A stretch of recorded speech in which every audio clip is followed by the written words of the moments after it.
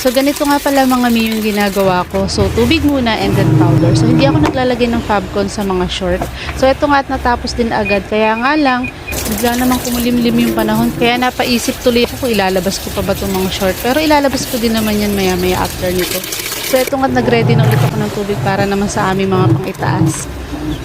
So, ito nga't pagkayari kong hanguin ay naihanger ko na rin at isasabit ko na rin yan dito sa aking pangmalakasan na sampayan. So, ito nga lang pala mga pang-itaas namin ang nilalagyan ko ng pauni. So, napakabilis din ng transition at tapos na. So, isasampay ko din yan sa labas. At ito namang mga puti ay yung ginagawa ko rin ay tubig muna. Tapos, halo ko na rin yung anyel o yung tina at saka yung powder para mas maputi lalo yung ating mga damit. So, nilagyan ko nga rin pala ito ng Fabcon mga mi para mabango din. So, ito nga sinisilong ko na yung ibang tuyong short dahil medyo mainit nga ay mabilis matuyo para naman mapainitan ko din itong mga puti dito sa labas. So, yan mga mi, ito na nga